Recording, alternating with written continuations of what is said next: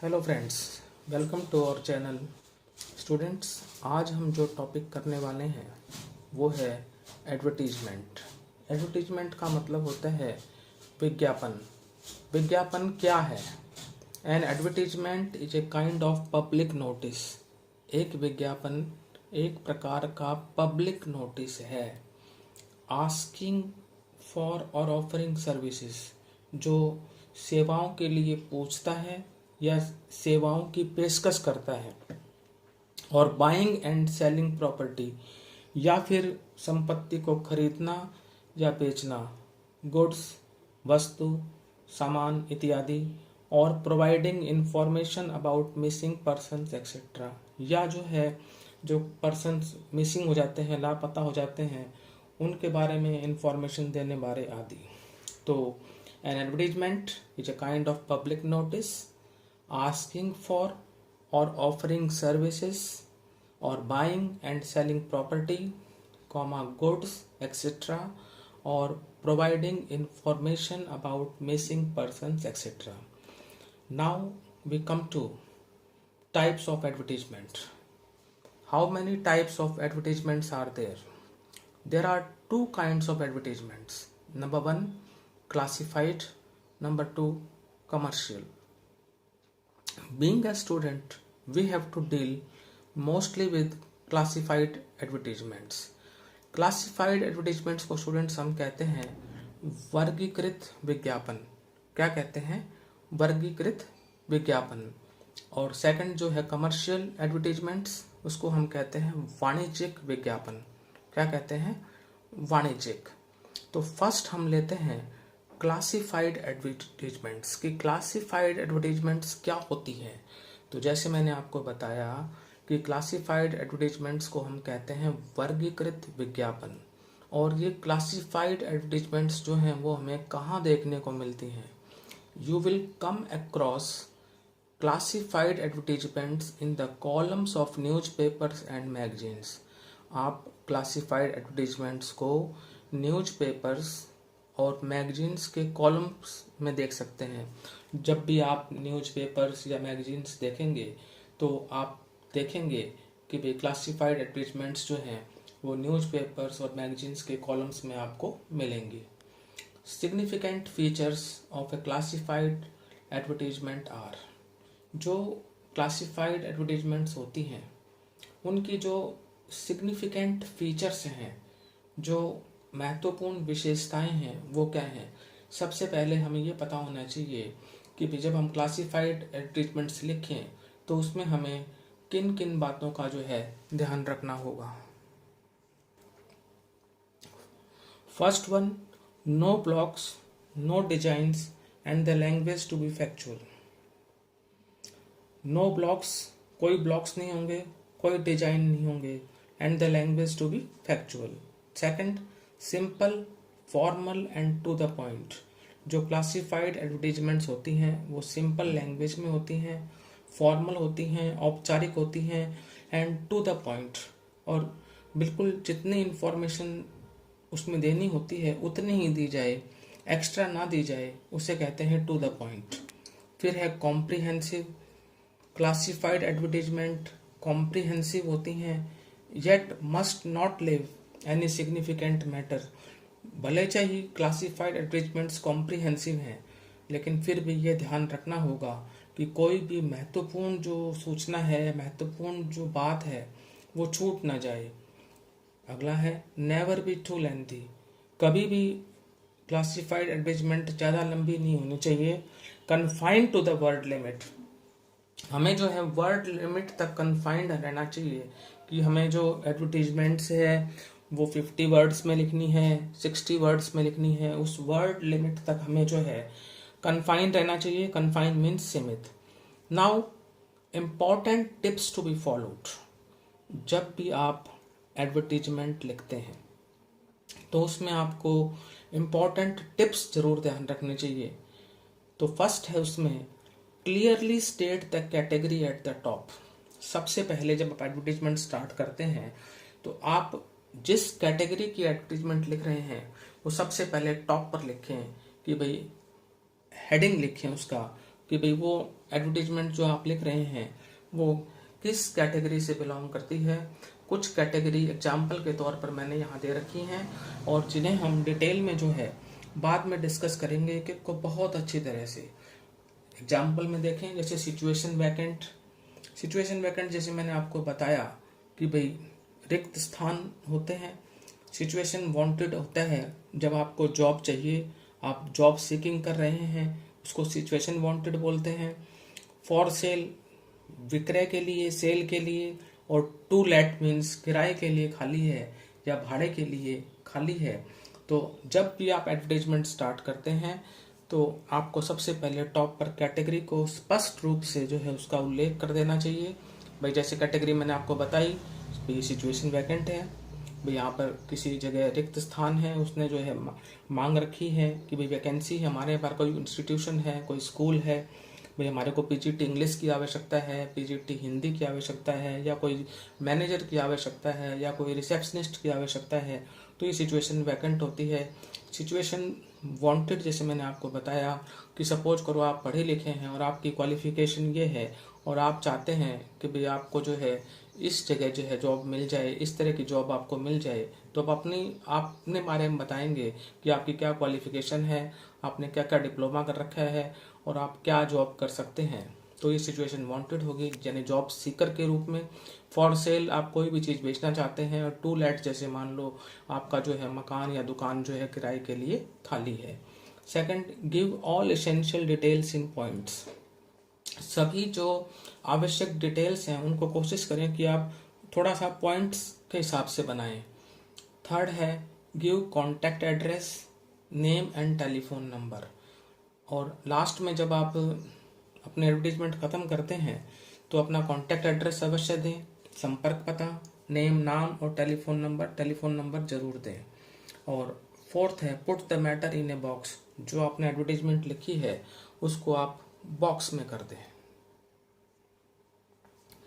Now we talk about kinds of classified advertisements.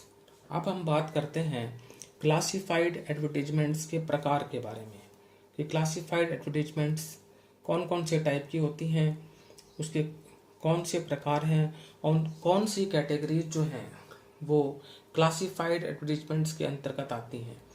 First है situation vacant oblique situation wanted. Second lost and found. Third sale and purchase. Fourth accommodation wanted. Fifth educational. Sixth placement services. Seventh to late.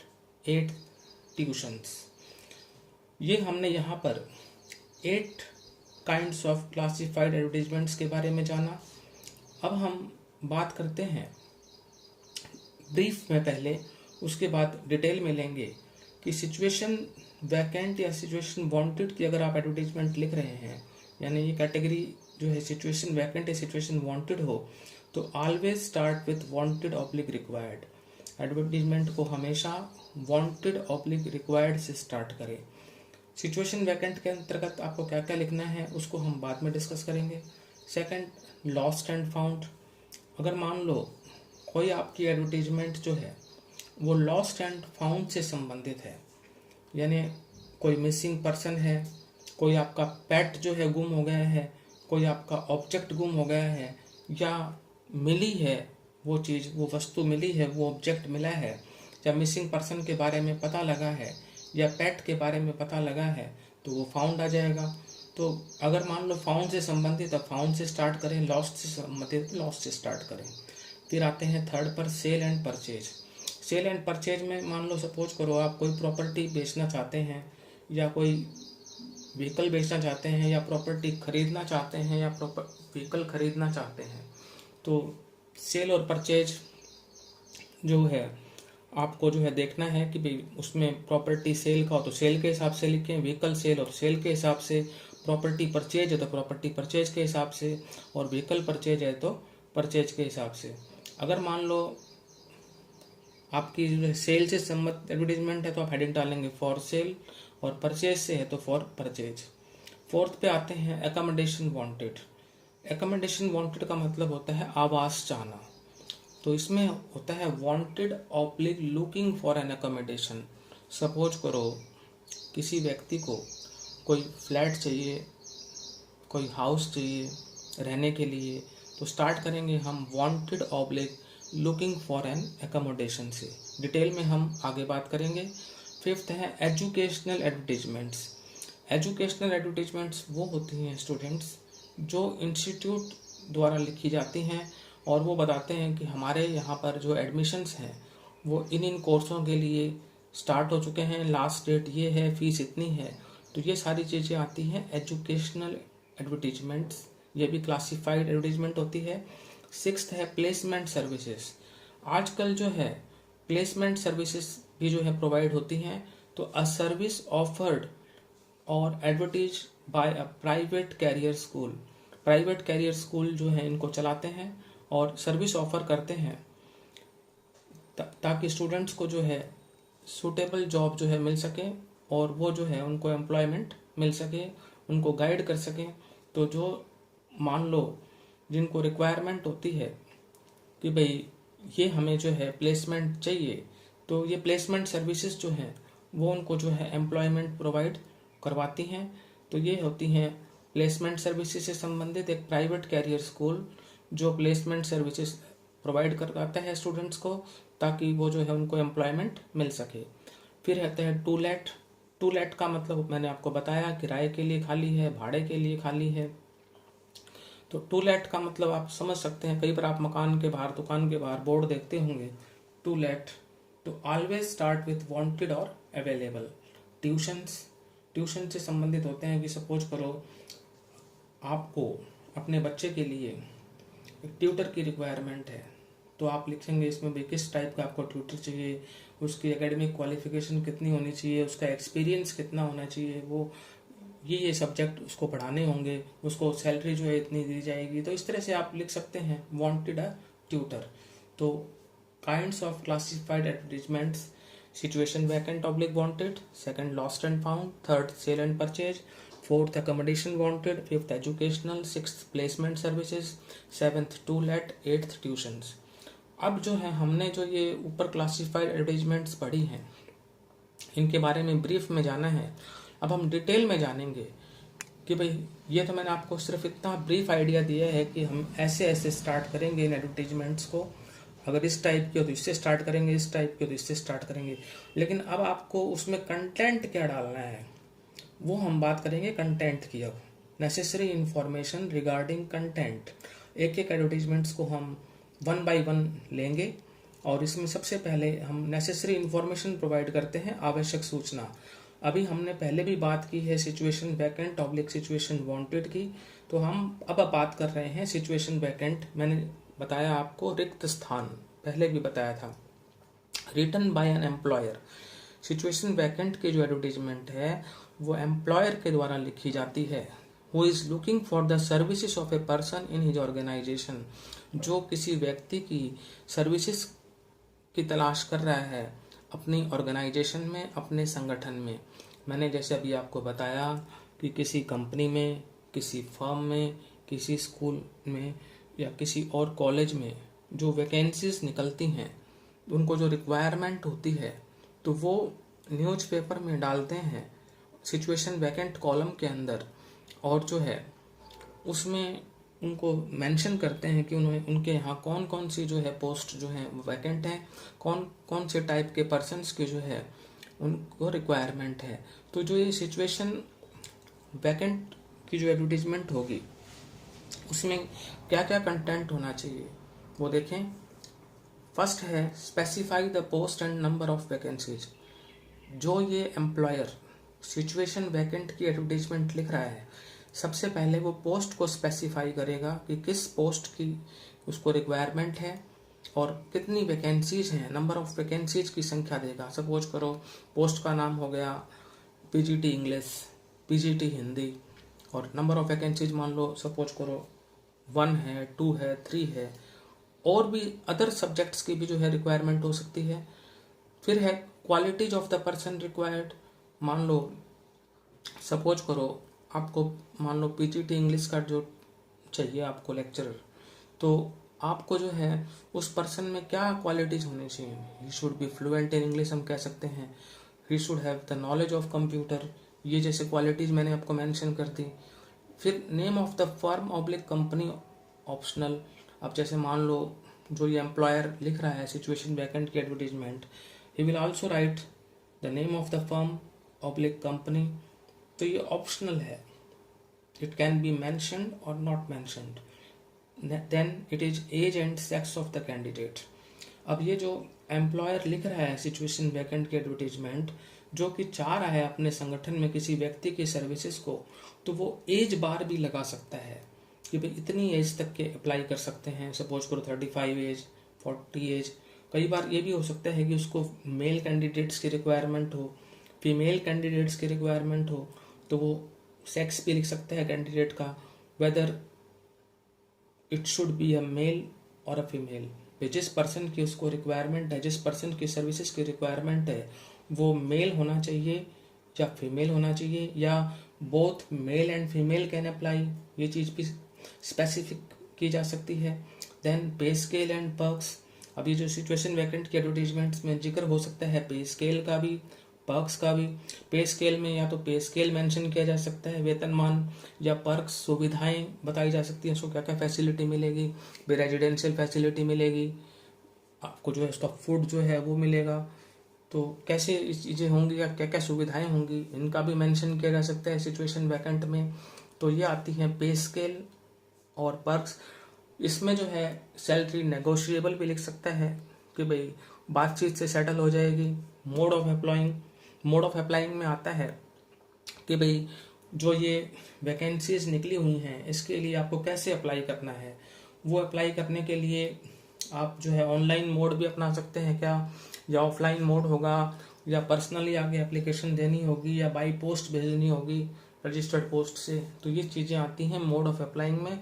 और last में जो employer है वो अपना contact address और phone number देगा कि भाई इस एड्रेस पे कॉन्टैक्ट करें और फ़ोन नंबर से बात कर सकते हैं। तो अगर आपको जैसे मैंने ये बात बताई है, इन बातों का आप जब उल्लेख करेंगे एडवर्टीजमेंट में तो आपकी एडवर्टीजमेंट अपने आप तैयार हो जाएगी। तो सिचुएशन वैकेंट की एडवर्टीजमेंट अगर आपके पेपर में आती है तो सबसे पहले जो है आप लिखें, पोस्ट को स्पेसिफाई करें, कितनी वैकेंसीज हैं, पर्सन में क्या क्या क्वालिटीज होनी चाहिए, फर्म कंपनी का नाम क्या है, age and sex of the candidate क्या है, पे स्केल एंड पर्क्स क्या है, मोड ऑफ अप्लाइंग क्या है, contact address and phone number. इन पॉइंट्स को अगर आप अपने दिमाग में कैप्चर कर लेंगे, then you can write it in your own language. As I have already told you that the advertisement should be to the point.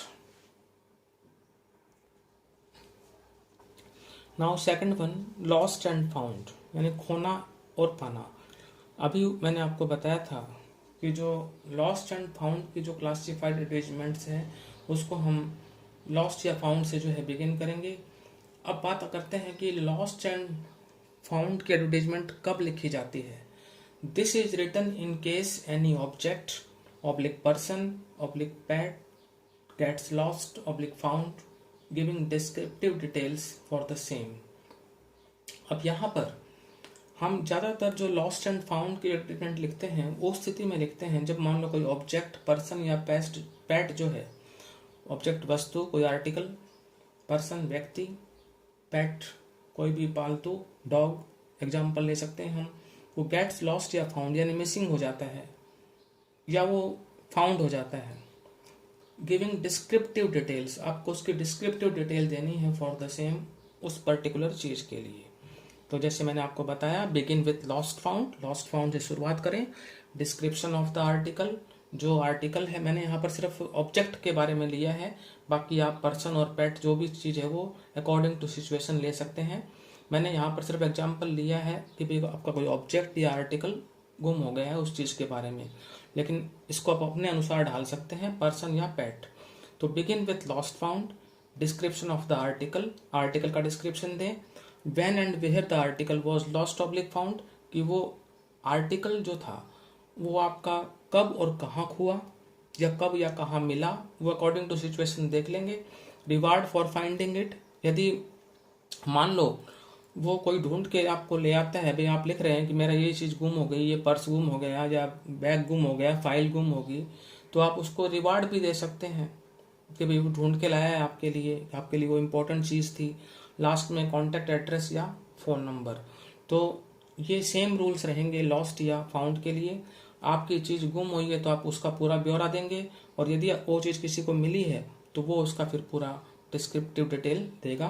तो ये था स्टूडेंट्स लॉस्ट एंड फाउंड के बारे में। अब हम बात करते हैं third category, sale and purchase, means विक्रय तथा क्रय। सेल एंड परचेज की एडवर्टीजमेंट्स कब लिखी जाती हैं? This is written in an attempt to sell property, assets, office goods etcetera. Sale और परचेज की जो एडवर्टीजमेंट होती हैं वो उस अटेम्प्ट में लिखी जाती हैं कि भाई प्रॉपर्टी को बेचना या खरीदना, एसेट्स को बेचना या खरीदना, ऑफिस गुड्स को खरीदना या बेचना।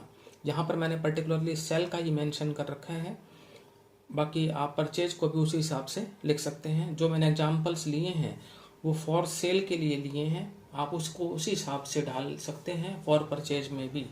तो this is written in an attempt to sell property, assets, office goods etcetera. A vehicles for sale, विक्रय के लिए वाहन, यानी आपको अपना कोई व्हीकल सेल करना है तो आप उसमें क्या क्या चीज़ें इंक्लूड करेंगे, और ये चीज़ें अगर आप इंक्लूड कर लेंगे तो आपकी एडवर्टीजमेंट अपने आप तैयार हो जाएगी। सबसे पहले make, Maruti, Hyundai, Kia, Renault, Honda etcetera. Suppose you want to sell your car, first of all you have to describe what is its make. किसका मेक क्या है, कौन सी कंपनी की है, मारुति की है, हुंडई की है, किया की है, रेनॉल्ट की है, होंडा की है, ये मेंशन करेंगे सबसे पहले। उसके बाद बात आती है कि इसका मॉडल क्या है, कौन 2015 का है, 2016 का है, कलर क्या है इसका, ग्रे है, वाइट है, एसेसरीज क्या क्या है इसके अंदर, ईयर ऑफ मैन्युफैक्चर, कब इसका जो है मैन्युफैक्चर हुआ था, माइलेज कितनी देती है ये गाड़ी जो है, भाई इसकी जो माइलेज है वो 25 किलोमीटर्स पर लीटर है या जैसे भी है वो आप माइलेज देंगे। कंडीशन, स्थिति क्या है, आप ज़्यादातर कहेंगे it is in good condition, भाई इसको जो है सिंगल हैंडेडली यूज किया गया है। फिर ओनरशिप डिटेल्स कि भाई इसका मालिक कौन है, इसके कागज़ पूरे हैं या नहीं पूरे हैं। प्राइस एक्सपेक्टेड कि आप इसकी कार की कितनी कीमत चाहते हैं, और लास्ट में देंगे अपना कॉन्टैक्ट एड्रेस या फ़ोन नंबर। तो जो बातें ध्यान रखनी है वही कि इसका मेक क्या है, model, colour, accessories, year of manufacture, mileage, condition, ownership details, price expected, contact address oblique phone number. इन पॉइंट्स को अगर आप लेंगे तो आपकी एडवर्टीजमेंट जो है वो अपने आप तैयार हो जाएगी। You don't have to cram it. अब हम बी पे आते हैं, property oblique plot for sale, विक्रय के लिए संपत्ति या प्लॉट। अभी हमने बात करी थी व्हीकल्स फॉर सेल की, अब हम बात कर रहे हैं property oblique plot for cell की। अब है लोकेशन। सबसे पहले आप ये बताएंगे कि जो आप प्रॉपर्टी या प्लॉट बेचना चाहते हैं उसकी लोकेशन कहाँ पर है, वेयर इज इट लोकेटेड। फिर आता है एरिया, कि जो आपका प्रॉपर्टी है या आपका प्लॉट है उसका एरिया बताएंगे आपकी वो मीटर्स या ऑब्लिक यार्ड्स में जितना भी है। फिर name of the development authority, मान लो आपका जो प्लॉट है या आपकी जो प्रॉपर्टी है उसकी डेवलपमेंट अथॉरिटी कौन का नाम बताएंगे। सपोज करो मान लो हुड्डा में हो, मान लो जगह, तो हुड्डा में तो आप बता सकते हैं, या और कहीं जो गवर्नमेंट के द्वारा जो बनाई गई जगह होती हैं तो जैसे उसको बता सकते हैं कि डेवलपमेंट अथॉरिटी कौन है वहाँ पर, जो है हाउसिंग बोर्ड है, हुड्डा है। प्राइस एक्सपेक्टेड, जो आप अपनी प्रॉपर्टी या प्लॉट बेचना चाहते हैं उसकी कितनी प्राइस चाहते हैं। कॉन्टैक्ट एड्रेस दें बाद में अपना और फ़ोन नंबर दें। तो जब भी आपको कोई प्रॉपर्टी या प्लॉट सेल करना हो तो उसमें आप ये डिटेल्स देंगे तो आपकी एडवर्टीजमेंट तैयार हो जाएगी। सबसे पहले बताएं वेयर इज इट लोकेटेड, आपकी जो प्रॉपर्टी है वो कहाँ स्थित है। व्हाट इज़ द एरिया, कितना एरिया है, मीटर्स और यार्ड्स में उसको दें। Name of the development authority लिखें। प्राइस एक्सपेक्टेड लिखें कि आपको कितनी चाहिए, 10 lakh, 20 lakh, 30 lakh, what ever it would B.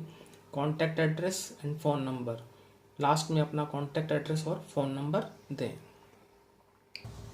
अब बात करते हैं house oblique flat for sale की, विक्रय के लिए मकान या फ्लैट।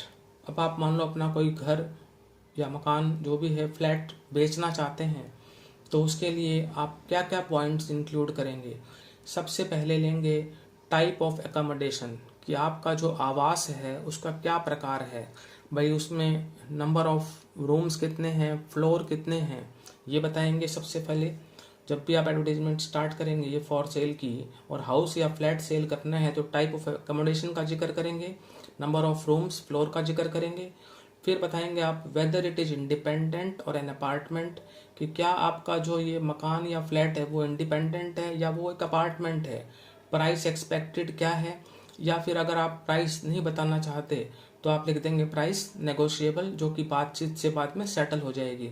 फिर आप बताएंगे कि आपका हाउस या फ्लैट जो सेल के लिए है उसकी लोकेशन कहाँ पर है, कि किस जगह पर स्थित है। लोकेशन तो आपको बतानी पड़ेगी, तभी तो जिसको जो खरीदना चाहेगा वो आपसे कांटेक्ट करेगा। अगर आप लोकेशन ही मेंशन नहीं करेंगे तो आपका जो है हाउस या फ्लैट सेल करने में प्रॉब्लम होगी, क्योंकि बंदा जो है लोकेशन से ही ढूंढता है। कि उसको मान लो हम न्यूज़पेपर में एडवर्टीजमेंट दे रहे हैं house oblique flat for sale की, तो लोकेशन बताएंगे कि आपका जो ये हाउस या फ्लैट कहाँ है सेल के लिए, तो वो व्यक्ति अगर वहाँ पर खरीदना चाहता है तभी तो आपसे कांटेक्ट करेगा। फिर एरिया बताएंगे, स्क्वायर मीटर्स में या यार्ड्स में कितना है, कितने गज का है। Name of the development authority, अभी मैंने आपको पहले भी बताया था कि जो विकास की जो अथॉरिटी है जिसने ये निर्माण करवाया है वो उसका नाम, home and when to contact. आप ये भी बताएंगे कि अब अपना हाउस या फ्लैट सेल करना चाहते हैं तो किस से संपर्क किया जाए, कब किया जाए, कॉन्टैक्ट एड्रेस और फ़ोन नंबर लास्ट में आप मेंशन करेंगे ही करेंगे। Now we come to the fourth one, to let. To let means किराए या भाड़े पर उपलब्ध। अब ये टू लेट की एडवर्टीजमेंट किस स्थिति में लिखी जाती है? This is written by a person, ये उस व्यक्ति के द्वारा लिखी जाती है looking for tenants for his or property, जो अपनी संपत्ति के लिए किराएदारों को ढूंढ रहा है। तो अगर मान लो उसको अपना कोई भी चीज़ जो है, चाहे मकान है, चाहे फ्लैट है, चाहे शॉप है, अगर वो उसको किराए के लिए देनी है तो सबसे पहले वो क्या उल्लेख करेगा, टाइप ऑफ एकोमोडेशन, कि आवास किस प्रकार का है, number of rooms oblique floor, whether it is independent on an apartment, क्या वो इंडिपेंडेंट है या अपार्टमेंट है। यही बात मैंने फॉर सेल के लिए बताई थी और वही बात यहाँ पर टू लेट के लिए है। रेंट एक्सपेक्टेड, यहाँ पर रेंट आ जाता है, वहाँ पर सेलिंग प्राइस थी, तो रेंट कितना लेंगे महीने का, 5,000, 10,000, whatever it would be, you will mention. Then type of tenant required, आपको कई बार लोग चाहते हैं कि हमारे को किराएदार भी ऐसे मिले, तो किराएदारों की भी जो है टाइप बता देते हैं कि हमें इस तरह के जो है टेनेंट चाहिए। वो या तो बैंक एम्प्लॉय हो, आप कुछ भी लिख सकते हैं, या टीचिंग डिपार्टमेंट में हो, या कोई गवर्नमेंट डिपार्टमेंट में हो, एजुकेशन बोर्ड में हो। और फिर साथ में ये भी मेंशन करें, जैसे यहाँ पर बहुत से लोग कर देते हैं कि बिग फैमिली नहीं होनी चाहिए, तो क्या लिखेंगे साइड में, small family. Home and when to contact, कब और किस से कॉन्टैक्ट किया जाए। होम का मतलब किससे, व्हेन का मतलब कब, किससे तथा कब संपर्क किया जाए। Contact address and phone number ये आपको लास्ट में देना ही होता है। तो ये पॉइंट्स जो हैं, type of accommodation, number of rooms floor, whether it is independent और an apartment, rent expected, type of tenant required, bank employ oblique small family, whom and when to contact, contact address oblique phone number. These points should be included in to let advertisements. Now fifth one, tuitions. कई बार हम newspapers और columns में tuitions की भी advertisement देख लेते हैं। आमतौर पर ये जो है पेरेंट्स द्वारा दी जाती हैं कि उनके बच्चे के लिए जो है होम ट्यूटर की रिक्वायरमेंट होती है। आजकल जो है पेरेंट्स ट्यूशन्स रखते हैं अपने बच्चों के लिए, ख़ास तौर से जो है 9th to 12th। तो this is written while looking for a tutor, ये लिखी जाती है जब ट्यूटर की तलाश की जाती है, तो ट्यूटर के लिए लिखी जाती हैं। अध्यापन से संबंधित ये एडवर्टीजमेंट्स होती हैं। इसमें आप सबसे पहले मेंशन करेंगे क्लासेस एंड सब्जेक्ट्स, कि आपको जो ट्यूटर की रिक्वायरमेंट है वो कौन सी क्लास के लिए है और क्या सब्जेक्ट है जो ट्यूटर आपको चाहिए, for which classes and for what subjects, weather it is Hindi, English, math, science, physics, chemistry, bio, classes 9, 10th, 11th, 12th। You can mention like this. Special qualities of the tutor, जो आपको tutor चाहिए तो उसकी आप qualities भी mention कर सकते हैं कि ट्यूटर के अंदर ये क्वालिटीज होनी चाहिए। सपोज करो कि वो कम से कम जो है पोस्ट ग्रेजुएट होना चाहिए, उसकी इंग्लिश में फ्लुएंसी होनी चाहिए, उसको जो है कंप्यूटर की नॉलेज होनी चाहिए, उसको अपने सब्जेक्ट पे कमांड होनी चाहिए, उसको जो है वास्ट एक्सपीरियंस होना चाहिए। ये क्वालिटीज आप मेंशन कर सकते हैं। फिर qualification and experience of the tutor, आप जैसे मैंने अभी आपको बता ही दिया है कि क्वालिफिकेशंस में उसकी पोस्ट ग्रेजुएशन हो, जो भी डिप्लोमा वगैरह हो, अनुभव उसको कितना है, प्रीवियस रिजल्ट्स ऑफ हिज और स्टूडेंट्स, उसने जहाँ भी पहले पढ़ाया है स्कूल में तो उसका जो है उसका क्या रिजल्ट्स रहे हैं, भाई उसके रिजल्ट्स अच्छे होने चाहिए। लास्ट में कॉन्टैक्ट एड्रेस या फ़ोन नंबर कि आप ये मेंशन कर सकते हैं कि यदि उस ट्यूटर में ये क्वालिटीज़ हैं तो इसलिए आप अपना लास्ट में जो है अपना एड्रेस या फ़ोन नंबर भी देंगे ताकि वो जो ट्यूटर आपसे संपर्क कर सके। तो लास्ट में आएगा कॉन्टैक्ट एड्रेस या फ़ोन नंबर। फिर आते हैं सिचुएशन वांटेड पे। ये मैं आपको पहले ही बता चुका हूँ कि स्थिति चाहना, कि मान लो आपके अंदर ये कैपेबिलिटी है और आपकी क्वालिफिकेशन ये है, आपका एक्सपीरियंस इतना है और आपको क्या क्या नॉलेज है, तो आप अपने आप की सर्विसेज जो है वो ऑफर कर रहे हैं। वहाँ सिचुएशन वैकेंट हमने की थी, रिक्त स्थान थे, वो एम्प्लॉयर लिखता है। यहाँ पर जो एम्प्लॉई है मान लो एक किस्म से, तो आप देखेंगे वो खुद मेंशन कर रहा है अपने आप को कि भाई मेरे अंदर ये क्वालिटीज़ हैं कि मैं पोस्ट ग्रेजुएट हूँ, मुझे जो है इंग्लिश सब्जेक्ट पे कमांड है और मैं इंग्लिश टीचिंग कर सकता हूँ। 9th से लेकर 12th तक जो है मेरे को कंप्यूटर की नॉलेज भी है, मेरे को इतने साल का अनुभव है। तो ये जॉब सीकर के द्वारा जो है लिखी जा सकती हैं।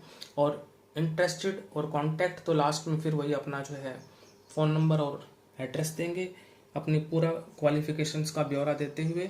तो जिसको भी रिक्वायरमेंट होगी फिर वो आपसे कांटेक्ट कर सकते हैं, जिस स्कूल को चाहिएगी, जिस कंपनी को चाहिएगी वो आपसे कांटेक्ट कर सकते हैं। तो सिचुएशन वांटेड मीन्स स्थिति चाहना। This is written by a job seeker. It means someone wants to work in a position. इसका अभिप्राय ये होता है कि कोई किसी स्थिति में काम करना चाहता है एंड लुकिंग फॉर समवन, और किसी की तलाश कर रहा है हु नीड्स द स्किल ही और शी हैज़ टू ऑफर, कि कोई उसकी जो स्किल और जो भी चीज़ उसके पास है, क्वालिफिकेशन है जो वो ऑफर कर सकता है, उसको जो है इस्तेमाल करे, उसका जो प्रयोग करे। जिसको भी आवश्यकता है वो उससे कांटेक्ट करे। तो सिचुएशन वांटेड में यही चीज़ लिखी जाएगी जो मैंने अभी आपको बताया कि वो अपनी पूरी क्वालिफिकेशंस का, पूरा एक्सपीरियंस का और क्या उसका जो है होल्ड है, किस टाइप की वो सर्विस कर सकता है, वो सारी चीज़ अपनी मेंशन करेगा अपने बारे में जॉब सीकर। तो ये चीज़ आती है सिचुएशन वांटेड में। लास्ट है एकोमोडेशन वांटेड, आवास चाहना। आवास चाहना का मतलब ये होता है कि किसी को कोई जगह की तलाश है, तो मान लो कोई प्लेस चाहिए उसको एकोमोडेशन के लिए, तो this is written by the ones looking for a place for accommodation. ये उनके द्वारा लिखी जाती है जो एकोमोडेशन के लिए यानी रहने के लिए जिनको कोई भी जगह चाहिए। Accommodation is use to refer to buildings or rooms where people live or stay. Accommodation का प्रयोग बिल्डिंग्स या रूम्स के लिए किया जाता है जहाँ लोग रहते हैं या ठहरते हैं। तो मान लो किसी के पास रहने के लिए जगह नहीं है तो वो एकोमोडेशन वांटेड कॉलम में जो है ये एडवर्टीजमेंट लिख सकता है कि उसको किस टाइप की जो है एकोमोडेशन चाहिए, कितना वो यहाँ पर रेंट दे सकता है या वो कितने टाइम के लिए वहाँ पर रहना चाहता है, पूरी डिटेल वो दे सकता है, whether it is for a short period or for a long period. तो स्टूडेंट्स यहाँ पर हमारी कंक्लूड होती हैं classified advertisements. Now we talk about commercial advertisements. Commercial advertisements को कहते हैं हम वाणिज्यिक विज्ञापन। कमर्शियल एडवर्टीजमेंट्स आपके एग्जाम्स में बहुत कम पूछी जा सकती हैं, तो इसलिए हम इनको डिटेल में ना करके ब्रीफ में ही करेंगे। इन्हें वाणिज्यिक उद्देश्यों के लिए डिजाइन किया जाता है। Commercial advertisements are designed for commercial purposes. Second one, require more space. इन्हें बहुत ज़्यादा स्पेस की आवश्यकता होती है। हैंस आर कॉस्टली, इसलिए महंगी होती हैं। Must be attractive with visuals, catchy phrases and slogans. इनको जो है ज़्यादा आकर्षक तरीके से लिखना चाहिए जिसमें इस्तेमाल होना चाहिए विजुअल्स का, कैची फ्रेजेस का और स्लोगन्स का। यानी जब भी आप कमर्शियल एडवर्टीजमेंट्स लिखते हैं तो उसमें विजुअल्स होने चाहिए, कैची फ्रेजेस होने चाहिए और स्लोगन्स होने चाहिए, ताकि आपकी जो कमर्शियल एडवर्टीजमेंट है वो अट्रैक्टिव लगे। कमर्शियल एडवर्टीजमेंट को जैसे मैंने आपको बताया कि ज़्यादा जगह की आवश्यकता होती है, इसलिए कमर्शियल एडवर्टीजमेंट्स जो हैं वो बहुत ही महंगी होती हैं। Now we talk about main features of commercial advertisements. First one, must be attractive with a catchy caption, heading or subheadings. Commercial advertisements must be attractive with a catchy caption, heading or subheadings.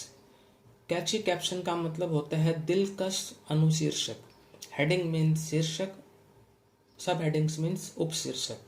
Now second one, figurative language, particularly alliteration and metaphors.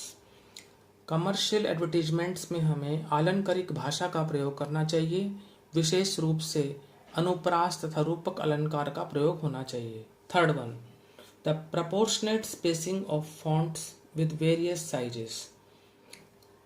Proportionate spacing होनी चाहिए fonts की with various sizes.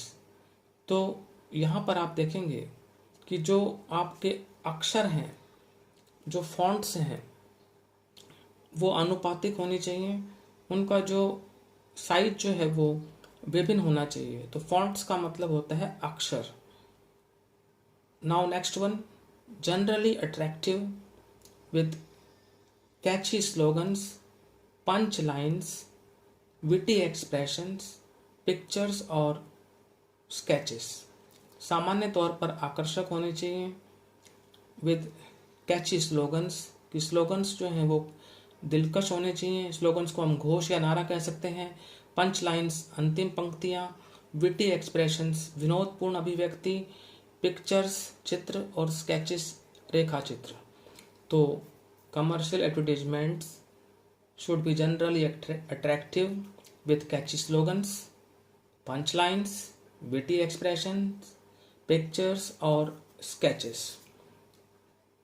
Another point, special offers और discount if any. यदि आप अपने commercial advertisement में कोई विशेष offer या डिस्काउंट देना चाहते हैं तो उसका भी उल्लेख कर सकते हैं। Next one, details of the product और event provided in a clear precise manner. आप अपने उत्पाद का विवरण भी डिटेल में दे सकते हैं और सूक्ष्म रूप में दे सकते हैं, क्लियर रूप में दे सकते हैं। तो डिटेल्स ऑफ द प्रोडक्ट और event provided in a clear precise manner, present the matter in a box. जो भी आपने क्लासिफाइड एडवर्टीजमेंट को भी हम बॉक्स में लिखते हैं, इसी तरह से कमर्शियल एडवर्टीजमेंट को भी हम जो है वो सारा मैटर जो है वो बॉक्स में डालेंगे। तो स्टूडेंट्स, आपका जो एडवर्टीजमेंट का जो टॉपिक है वो यहीं पर समाप्त होता है। I hope you have like the topic. और यदि आपको एडवर्टीजमेंट का हमारा जो आज का वीडियो था ये अच्छा लगा तो इस वीडियो को लाइक करें और शेयर करें और हमारे चैनल को सब्सक्राइब करें। Thank you.